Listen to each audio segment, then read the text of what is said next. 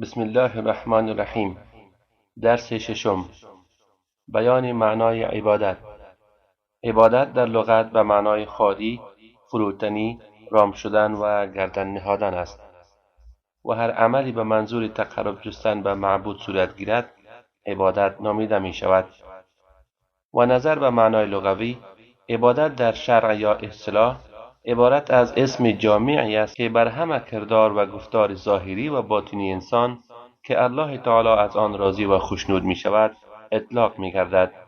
لذا شخص مسلمان الله عزوجل را با قلب، زبان و اعضای بدن خود عبادت می کند.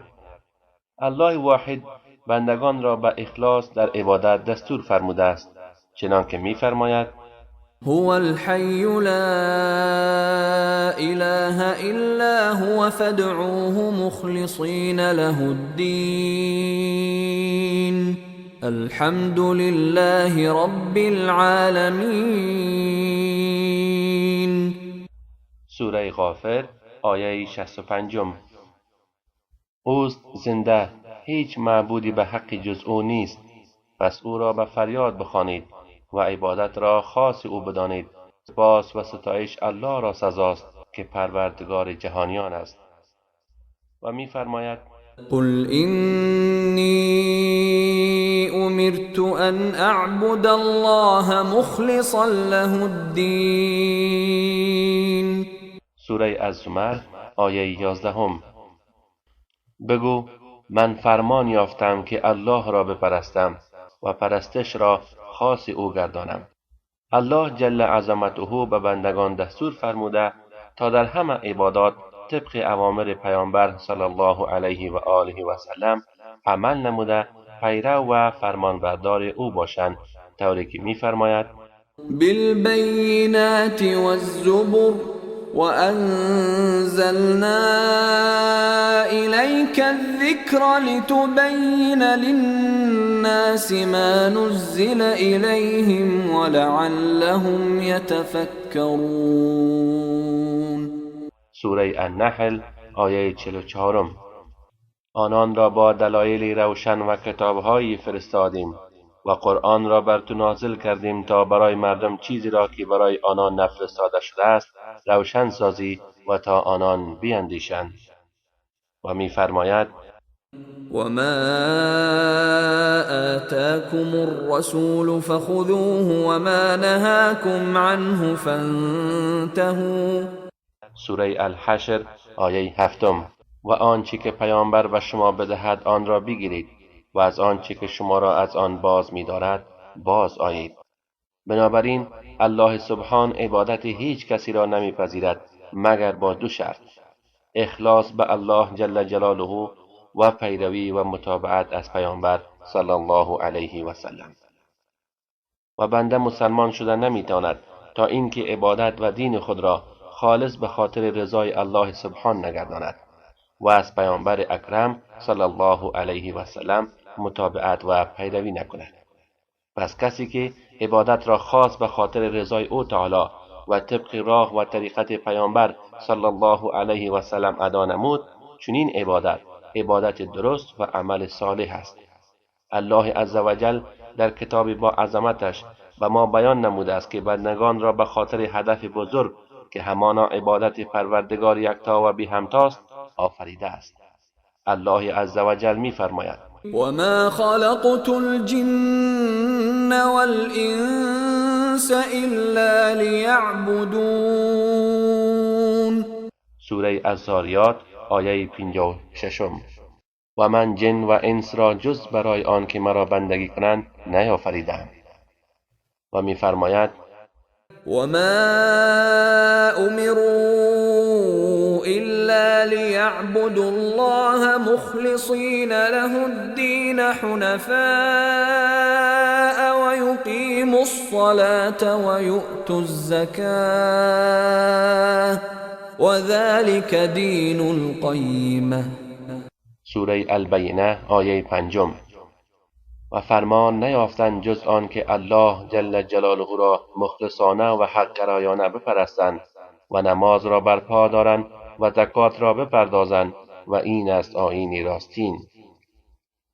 و کسی که از شرک آوردن به الله عزوجل اجتناب ورزد و عبادت خود را خاص برای او تعالی ادا کرد و از پیامبر صلی الله علیه و آله و سلم تابعداری نمود، چنین شخص مسلمانی است که به داخل شدن بهشت برین و نجات از آتش دوزخ وعده داده شده است. همچنان کسی که عبادات فرض شده را ادا کرد و آنچه را الله متعال دستور داده عملی نمود و از اموری که حرام قرار داده اجتناب ورزید، پس چنین شخص از بندگان پرهیزگار و مؤمن است که الله تعالی ایشان را از عذاب دوزخ در امان قرار خواهد داد و ایشان را به فضل بزرگ خود در دنیا و آخرت وعده داده است. و کسی که عبادات فرض شده و مستحبات را به طور کامل ادا کرد و از امور حرام و مکروه دوری جست و الله متعال را چنان پرستش نمود که گویی او را می‌بیند، چنین شخص از بندگان احسانگری است که الله متعال ایشان را به درجه و مرتبه های بلند و مقام عالی در بهشت وعده نموده است.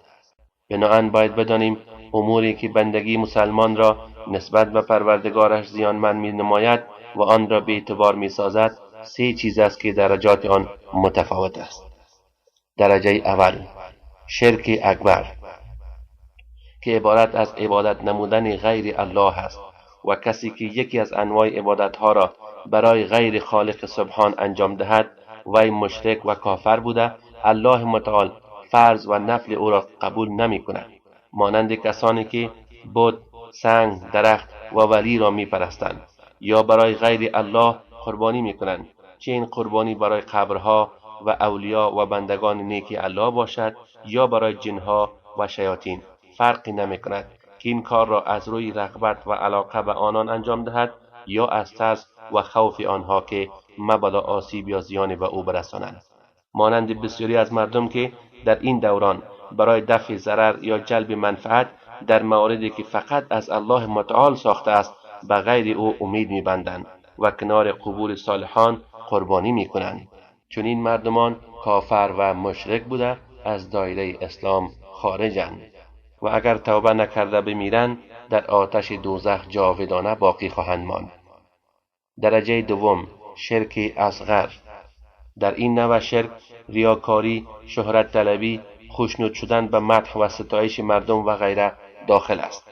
به طور مثال شخصی نماز می‌گذارد و به خاطر جلب توجه مردم و پسند و ستایش ایشان نماز خود را زیب و زینت ظاهری می‌دهد یا دیگری به فقرا و مستمندان صدقه می‌دهد تا مردم او را مدح کنند. کسی که مرتکب چنین کاری می‌شود به پروردگار خود اخلاصی ندارد تا او را از عذاب دوزخ نجات دهد، در حالی که وی در واقع غیر از الله متعال چیزی را پرستش ننموده است، لیکن وقت عبادت را به منظور مدح و ثنا و جلب توجه مردم انجام داد، و این معناست که وی اجر و پاداش عبادت خود را از غیر الله عزوجل می‌طلبد. پس وی در چنین حالت مرتکب عمل شرک اصغر شده است و اجر و پاداش همان عبادت وی که به خاطر مردم بوده محو و نابود می‌گردد. پیامبر اکرم صلی الله علیه و آله و سلم در حدیث قدسی از پروردگار عزوجل روایت می‌کنند که انا اغنى الشرکاء عن الشرک، من عمل عملا اشرک فیه معی غیری ترکته و شرکه. به روایت مسلم از ابو هریره رضی الله عنه، من برخلاف شریکان به طور مطلق از شرک بنیازم. هر کس عملی انجام دهد و در آن عمل شریکی را با من قرار دهد، او را با شرکش یعنی عمل شرک آمیزش وامی گذارم. و از جمله اموری که در شرک اصغر داخل می گردد علاقمندی و دلبستگی بیش از حد بنده به دنیا و زیب و زینت آن است، به گونه‌ای که همه کوشش و اندیشه و توجه او به دنیا بوده به سبب آن واجبات دینی خود را ترک کرده و مرتکب عمل نامشروع و حرام می گردد. چون این شخص را می توان بنده دنیا نامید، زیرا در قلب و تار و پود او عشق و محبت دنیا جا گرفته و الله متعال را که صاحب همه چیز است فراموش نموده است. پیامبر اکرم صلی الله علیه و سلم در مورد همچون مردمان فرموده است: تعیس عبد الدینار و عبد الدرهم و عبد الخمیصه، ان اعطی رضی و ان لم یعط سخط تعیس و انتکس و اذا شیک فلانتقش. به روایت بخاری از ابو هریره رضی الله عنه: هلاک باد بنده دینار و درهم و بنده قطیفه یعنی چادر و خمیسه یعنی پتو یا گلیم که اگر چیزی داده شود خوش و راضی گردد و اگر داده نشود ناراض و خشمگین گردد.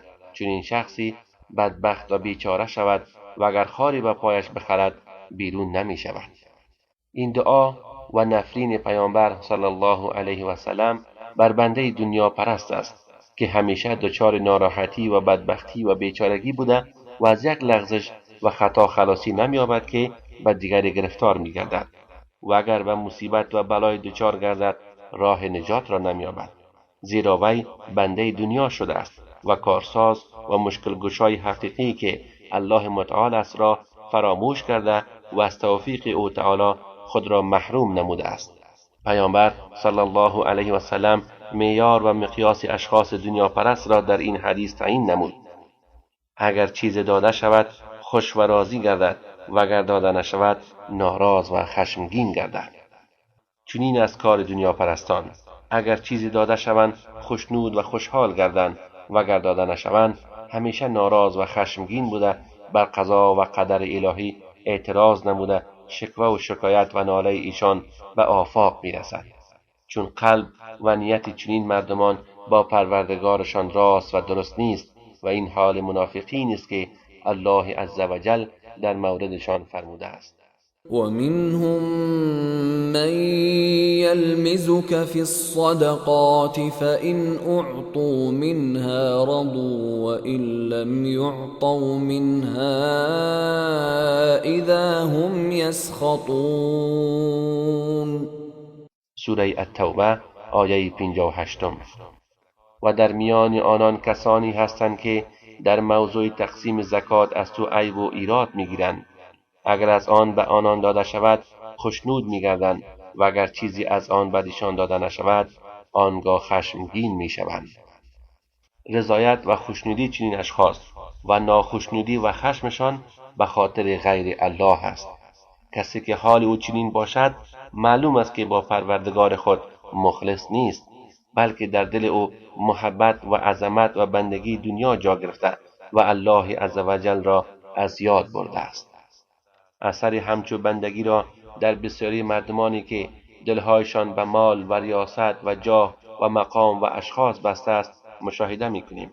دلهایشان چنان فریفته آنان می‌گردد که حتی به خاطر آن از امر الله متعال و رسول او صلی الله علیه و آله و سلم سرپیچی نموده تابع هوا و هوس نفس می‌شوند و به خاطر رضایت یا حصول دلباخته خود مرتکب گناه و خطا می‌شوند. و بدیهی است کسی که جز الله به چیز دیگر دل ببندد و بنده آن گردد به همان چیز شکنجه خواهد شد. درجه سوم، ارتکاب گناهان. گاهی مسلمان مرتکب گناه یا سهل‌انگاری و تفرید در بعضی از واجبات می‌گردد و هر قدر مرتکب گناه گردد به همان پیمانه تحقق یافتن بندگی او به الله عزوجل کم می‌شود. و کاملترین بندگان از روی اطاعت و بندگی به الله عزوجل کسانی اند که بر اوامر الله عزوجل پایدار و صاحب استقامتند، چنانکه الله متعال می‌فرماید: إن الذين قالوا ربنا الله ثم استقاموا فلا خوف عليهم ولا هم يحزنون أولئك أصحاب الجنة خالدين فيها جزاء بما كانوا يعملون. سوره الاحقاف آیات 13 و 14. بیگمان آنان که گفتند الله پروردگار ماست آنگاه پایداری ورزیدند، نه ترسی بر آنان است و نه غمگین می‌گردند. اینان یاران بهشتند که در آن جاودانند به پاداش آنچه می‌کردند. و در موضع دیگر می‌فرماید: إن الذين قالوا ربنا الله ثم ثم استقاموا تتنزل عليهم الملائكة ألا تخافوا ولا تحزنوا وأبشروا بالجنة التي كنتم توعدون نحن أولياؤكم في الحياة الدنيا وفي الآخرة ولكم فيها ما تشتهي أنفسكم ولكم فيها ما تدعون نزلا من غفور رحيم ومن أحسن قولا ممن دعا إلى الله وعمل صالحا وقال إنني من المسلمين. سوره فصلت آیات 30 تا 33. بیگمان کسانی که گفتند پروردگار ما الله است، سپس پابرجا و استوار ماندند، فرشتگان به نزد ایشان میآیند و به آنان مژده میدهند که نترسید و اندوهگین نباشید و به بهشتی که وعده داده میشدید خوش باشید. ما در زندگانی دنیا و آخرت دوستان و یاوران شما هستیم و در آخرت برای شما هرچی آرزو کنید هست و هرچی بخواهید برایتان فراهم است. اینها به عنوان پذیرایی از سوی الله آمرزگار مهربان است. و گفتار چه کسی بهتر از گفتاری کسی است که به سوی الله فرا می‌خواند و کارهای شایسته می‌کند و می‌گوید من از زمره مسلمانان هستم. بنده‌ای که خود را مسلمان واقعی می‌پندارد، پروردگار را با زبان، اعضای بدن و قلب باید پرستش نماید. اما مدار بندگی و عبادت وی با قلب بر 3 چیز بزرگ استوار است: محبت، ترس و امید. پس بر مسلمان لازم است که عبادات را به الله جل جلاله خالص گرداند و کسی را شریک و همتای الله عزوجل قرار ندهد. الله سبحان را باید از صمیم قلب دوست داشته باشد و در این دوستی و محبت احدی را شریک او نسازد، چنانکه او تعالی می‌فرماید: والذین آمنوا اشد حبا لله. سوره البقره آیه 165. و آنانی که ایمان دارند الله را بیشتر و سخت‌تر دوست دارند. از خشم گرفتن الله تعالی و عقوبت او بترسد تا که از ارتکاب گناهان امتناع ورزد. در عین وقت به رحمت الله و بخشش و فضل و احسان او امیدوار باشد. هرگاه مسلمان خود را به این صفات و خصال آراسته نمود، هیچگاه از رحمت و فضل و گشایش الله عزوجل ناامید نمی شود و در عین زمان نباید از مکر الله یا استدراج او ایمن شود. وی در 2 حالت زندگی می کند: بیم از فرجام فلاکتبار عذاب الهی و امید به ثواب خجسته و فرخنده او تعالی، طوری که الله عزوجل بندگان را به آن دستور فرموده است: وادعوه خوفا وطمعا إن رحمت الله قریب من المحسنین. سوره الاعراف آیه 56. و الله را با ترس و امید بخوانید، همانا رحمت الله به نیکوکاران نزدیک است. خواندن یا دعا در اینجا شامل دعای مسئلت و دعای عبادت است. دوستی و محبت به پروردگار مسلمان را به تقرب جستن به الله کشانده و او را علاقمند دیدار او تعالی می سازد و با ذکر او تعالی دل و جانش آرام می گیرد. دوستی با الله عزوجل بنده را وامی دارد تا چیزی را که الله سبحان دوست دارد دوست بدارد و چیزی که نزد الله متعال منفور و مکروه است بد ببرد. با این گونه ایمان و محبت به الله سبحان به مرتبه ولا و برا یا دوستی و دشمنی ورزیدن به خاطر رضایت او تعالی می‌رسد، زیرا او در دوستی و محبت با پروردگار خود صادق است. همچنان ترس و بیم بنده از الله تبارک و تعالی باعث می‌گردد تا مرتکب گناه و در امور حرام واقع نشده و در ادای واجبات دینی کوتاهی نکند و از بندگان پرهیزگاری باشد که از ترس و مراقبت الله عزوجل و اموری که باعث خشم و غضب او تعالی می‌گردد دوری می‌جویند و از بندگان پرهیزگاری باشد که از ترس و مراقبت الله عزوجل و اموری که باعث خشم و غضب او تعالی می‌گردد دوری می‌جویند.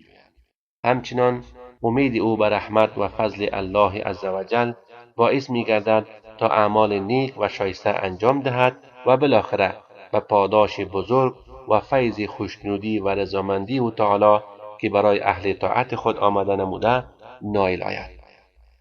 پایان درس ششم. و صلی الله تعالی علی خیر خلقه محمد و علی آله و صحبه اجمعین.